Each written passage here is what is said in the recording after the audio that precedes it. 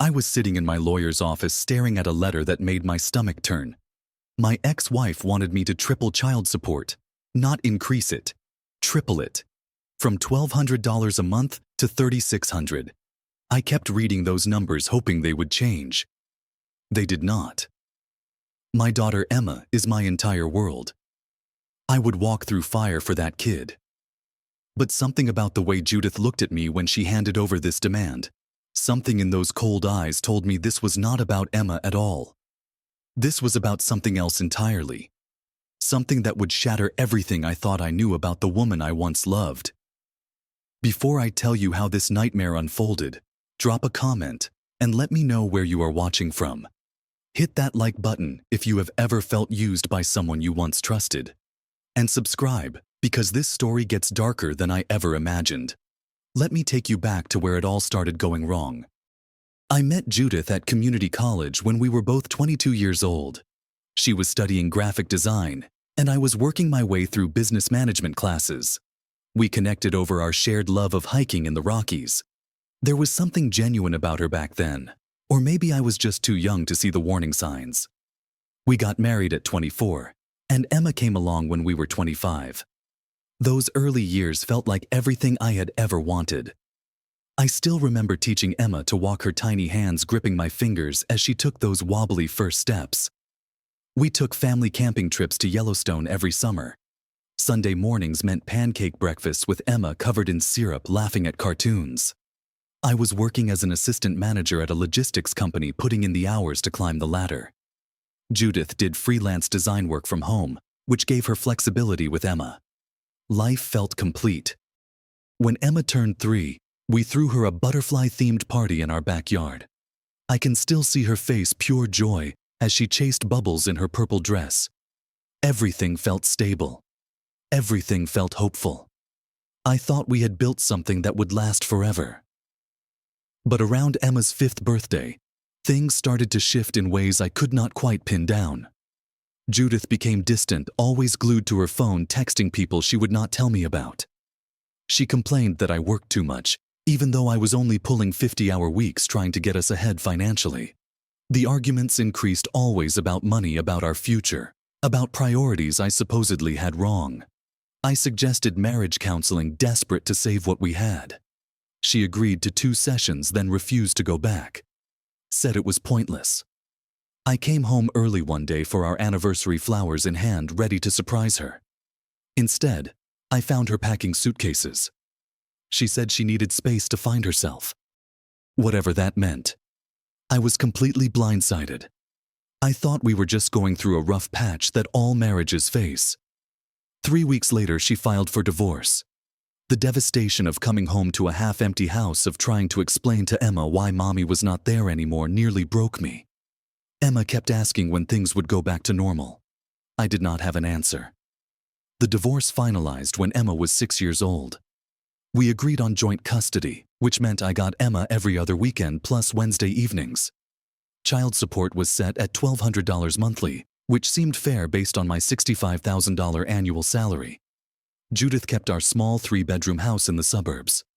I moved into a 1-bedroom apartment about 15 minutes away. I paid that support on time every single month without complaint. I even sent extra money for Emma's birthdays, for Christmas, for school supplies she needed. My focus became being the most present father I could be. I helped with her homework over video calls. I never missed my scheduled days with her. I made my apartment as welcoming as possible for a 7-year-old. I painted the small second room her favorite shade of lavender and filled it with her favorite snacks and books. Slowly, painfully, I adjusted to this new normal. It was not what I wanted, but I was determined to make it work for Emma's sake. 6 months after the divorce became final, things started feeling wrong again. Judith began canceling my visits with Emma at the last minute. She would text saying Emma had a cold, or there was a friend's birthday party Emma could not miss. I noticed Emma seemed different during the visits that did happen. She was quieter, more distracted, like her mind was somewhere else. Judith became harder and harder to reach when I tried to coordinate schedules. I tried to stay positive, telling myself it was just the adjustment period, that things would settle down eventually. Then the extra money requests started rolling in. Emma needs new shoes, Judith would text. $80 sent. School field trip coming up. $50 sent. Always on top of the regular $1,200 I was already paying. One evening when I picked up Emma, I noticed through the front window that Judith had expensive new furniture. A massive sectional couch that must have cost thousands. Judith was wearing a designer jacket I had never seen before, the kind with a label you could spot from across a room. I thought maybe she had landed some better freelance clients. Maybe her design business was finally taking off. I pushed down the nagging feeling that something was off. I told myself to trust her, to trust the mother of my child. But that feeling would not go away. 3 months later, with Emma now 7 years old, Judith called me asking to meet at a coffee shop downtown. I arrived hoping we might finally discuss giving me more time with Emma. Maybe she was ready to be reasonable. Instead, Judith showed up with someone I had never met. This was Derek, her boyfriend. He was stocky with slicked back hair, wearing an expensive watch that caught the light every time he moved his wrist.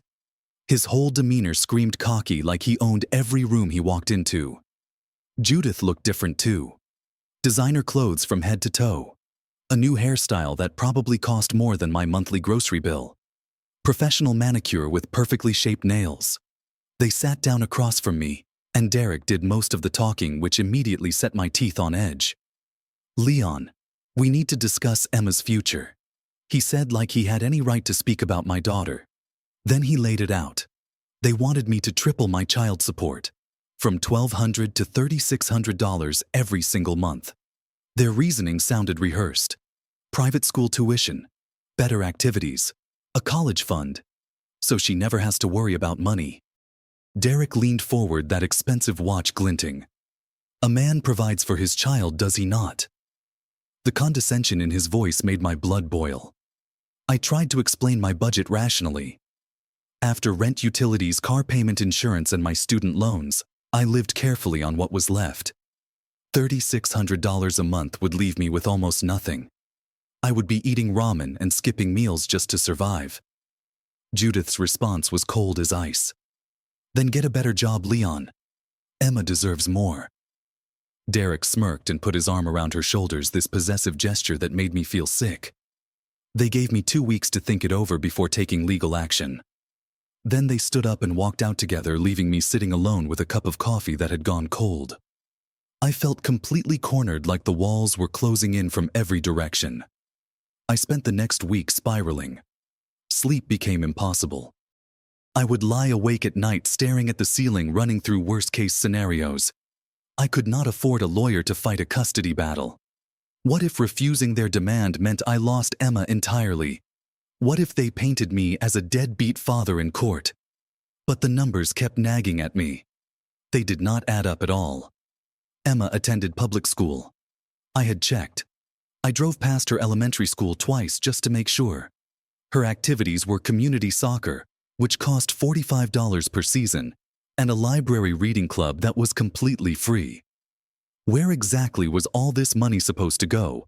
I started researching everything I could find. Average costs of raising children, custody laws in our state, how child support modifications actually worked. I called my younger brother Marcus, who teaches high school across town. He listened to everything and said what I was thinking. "Something does not smell right, man. You need to document everything." So I started keeping a detailed log. Every payment I made with dates and amounts. Every time I saw Emma, I wrote down her condition, what she was wearing, how she seemed. I began taking mental notes during pickups and drop-offs, paying attention to details I had been ignoring. The following Wednesday, I arrived 10 minutes early to pick up Emma. That is when I saw Derek's truck in the driveway. A massive Ford F-250 lifted with custom wheels that probably cost more than my entire car. Through the front window, I could see a brand new 70-inch television mounted on the wall. That expensive leather sectional I had noticed before. A high-end sound system with speakers in every corner. None of this screamed struggling single mother who needs more child support. Emma came out wearing the same shoes she had been wearing 2 months earlier, the ones with worn soles and a small hole forming near the toe. During the drive to my apartment, I asked her casually about the new stuff at her house.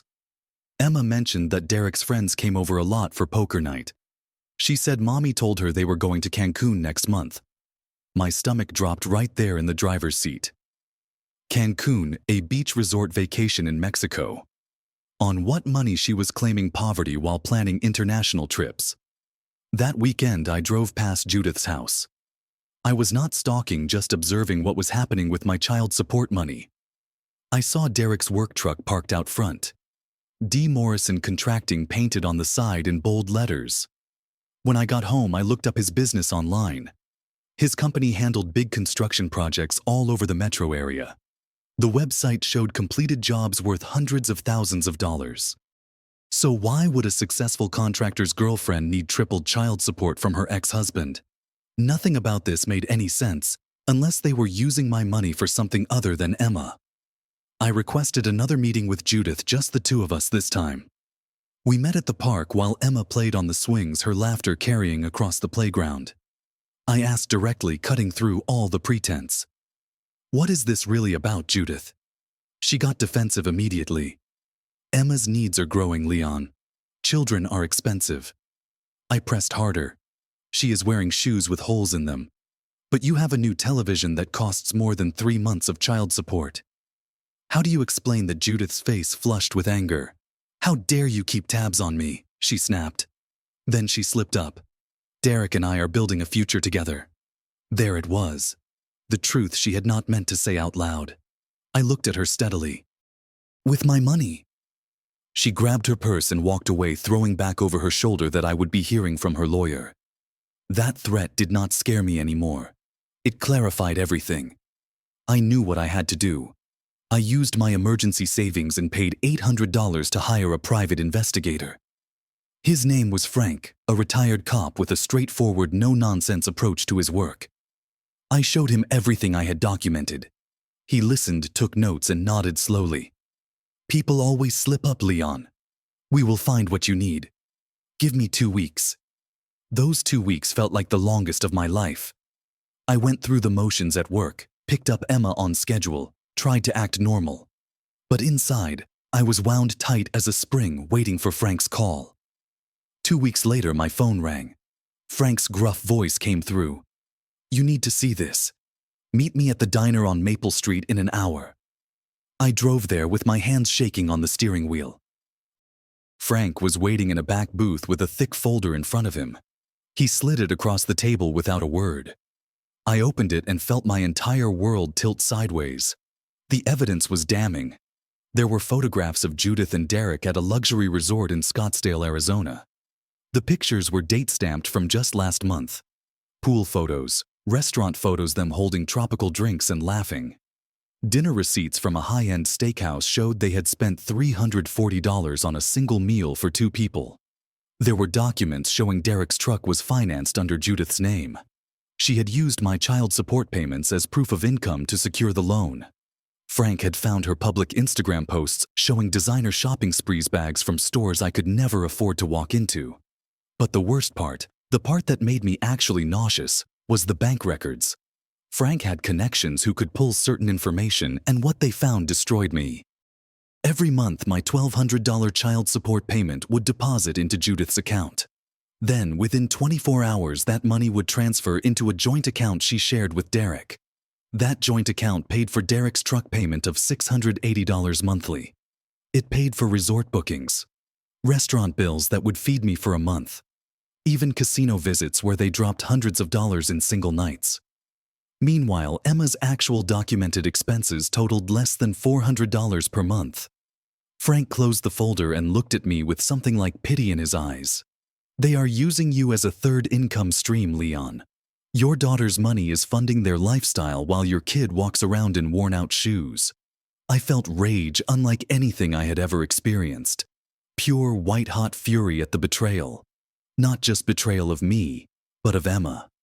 Our daughter's money was paying for her mother's boyfriend's truck. For vacations Emma did not get to enjoy. For a life they were building on my back. I immediately contacted a family law attorney. Her name was Sarah Brennan, and she came highly recommended by Marcus's wife, who worked in legal services. Sarah was sharp, experienced, and when I showed her everything Frank had found, her expression went from professional to genuinely angry on my behalf. "This is financial exploitation, Leon," she said flatly. "We have a very strong case here." She filed an emergency motion with the court asking them to review our custody arrangement audit how child support was actually being used and potentially reduce payments if misuse could be proven. I also filed a formal complaint with the State Child Support Enforcement Agency. We documented everything we could find. Emma's worn clothes that I photographed during visits, medical and dental appointments that Judith claimed she could not afford but kept delaying, school supplies that Emma's teacher had to provide because they never showed up from home. We contrasted all of this with Judith's social media presence, which painted a picture of someone living far beyond what a struggling single mother should be able to afford. Sarah gathered character witnesses. Emma's teacher who had noticed the worn items and was willing to testify. Marcus who could speak to my character and financial responsibility. My employer who provided documentation of my reliable income and steady work history. The process took 6 long weeks. 6 weeks of sleepless nights wondering if I had done the right thing. 6 weeks of fear that this could backfire somehow, that they would paint me as the villain. 6 weeks of Emma asking why I seemed stressed when I picked her up. But through all of it, I felt something I had not felt in a long time. I felt empowered. I was finally taking action instead of just accepting whatever Judith decided. I was fighting for my daughter in a way that actually mattered. The court date finally arrived. The family courtroom was smaller than I expected, just a few rows of benches, and the judge's elevated desk at the front. Judith showed up with Derek, which Sarah said was a mistake. Bringing him made it obvious this was about their relationship, not about Emma. I sat next to Sarah, my stomach in knots, watching the judge review documents. The judge was a stern woman in her 50s with reading glasses perched on her nose and absolutely no patience for nonsense. Sarah presented our evidence systematically like she was building a house brick by brick. Bank records showing the transfers, photographs of luxury purchases and resort stays, documentation of Emma's actual needs versus what was being spent on her, testimony about the truck financed in Judith's name using child support as income proof. It was methodical and devastating. Judith's attorney tried to defend her. "Ms. Judith has a right to a personal life, Your Honor. She cannot be expected to live as a pauper simply because she receives child support." The judge cut him off mid-sentence. "Not with child support funds, counselor. Those are designated for the child's welfare, not adult entertainment." Then she called Judith to the witness stand. I watched my ex-wife swear to tell the truth, and I wondered if she was even capable of it anymore. Under questioning, Judith crumbled. She admitted Derek helped with some bills. She could not explain the resort trips while simultaneously claiming she needed more money for Emma. She could not explain the designer clothes or the new furniture. Every answer made her look worse. At one point, the judge asked her directly, "How much do you spend monthly directly on your daughter, Ms. Judith?" Judith hesitated, stumbled over her words, could not give a clear answer. The judge's expression showed she had seen enough. Derek tried to interrupt from the gallery, and the judge threatened to have him removed from the courtroom entirely. That shut him up fast. Then came the moment I had been waiting for. The judge's ruling. Child support was being reduced to $800 monthly, based on Emma's actual documented expenses. Judith was required to provide quarterly accounting of how every dollar of support was spent. My custody time was increased to 50-50, which meant Emma would spend equal time with both of us. The judge had considered Emma's wishes, and my daughter had told the court-appointed evaluator she wanted more time with her dad. Judith was ordered to repay $4,000 in misused funds over the next 12 months, and the judge added a warning that made the whole courtroom go silent. Any further misuse of child support would result in full custody being granted to me. I felt a weight lift off my shoulders that I had been carrying for over a year. It was like I could finally breathe again. Outside the courthouse, Derek confronted me in the parking lot. His face was red with anger, fists clenched at his sides. "You think you are so smart?" he spat. I looked at him calmly, no longer afraid of this man who had tried to use my daughter's money to fund his lifestyle. "You want to be a provider, Derek? Then provide with your own money." I walked away without looking back. got in my car, and drove 3 blocks before I had to pull over. I called Marcus from a gas station parking lot and completely broke down crying. Relief, exhaustion, gratitude, everything hit me at once. Sarah called an hour later to congratulate me. "You did right by your daughter, Leon. That is what matters." That evening, I picked up Emma for what would become our new normal schedule. I told her an age-appropriate version of what had happened. "You are going to be staying with Daddy more now, sweetheart. We will have more time together." Emma hugged me so tight I thought she might never let go. "Good," she whispered into my shoulder. "I miss you when I am at Mom's house." That hug made every moment of fear, every dollar spent on lawyers and investigators, every sleepless night absolutely worth it. 6 months passed since that courthouse victory, and life looked completely different.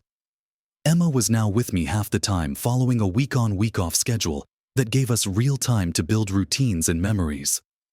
I moved out of my 1-bedroom apartment into a 2-bedroom place that gave Emma her own proper space. We decorated her room together, spending a Saturday picking out paint colors. She chose a soft coral shade that made the room feel warm and happy. We hung up her artwork from school on the walls. I built a bookshelf with her, teaching her how to use a drill, and we filled it with books from the library book sale. Wednesday nights became pizza night, our tradition where we tried a new topping combination every week. Saturday mornings we walked to the farmer's market downtown, and Emma loved picking out fresh fruit and talking to the vendors. Sundays were homework prep days where we would get organized for the week ahead while making her favorite breakfast burritos. Emma was thriving in ways I had not seen in years. Her grades improved because homework got done consistently. She joined an art class at the community center and made new friends in my neighborhood. She seemed lighter somehow, like a weight had been lifted from her shoulders too. Judith complied with the court order, though just barely. She provided the required quarterly accounting statements, and I reviewed every line item carefully. The spending stayed focused on Emma now. No more mysterious transfers to joint accounts. Derek was no longer in the picture. Sarah heard through the legal community that their relationship had ended shortly after the court case, probably because the financial pressure got too intense once my money stopped flowing. Judith seemed different during our custody exchanges. Humbled, maybe. Less combative. She actually thanked me once for bringing Emma back on time when I could have made her wait. We were not friends, not even close, but we had reached a place of functional co-parenting that worked for Emma. That was all that mattered. Emma noticed the difference. She asked me once while we were making dinner together, "Why is Mommy nicer now?" I thought about how to answer that, honestly, but gently. Sometimes people need reminders about what is truly important, sweetheart. Sometimes they forget, and they need help remembering. Emma seemed to understand that in her 7-year-old way, nodding seriously before asking if she could crack the eggs for our omelets. The extra money from the reduced support payments changed my life in practical ways. I used it wisely, making decisions my younger self would have been proud of. I paid off the credit card debt I had accumulated during the divorce and investigation.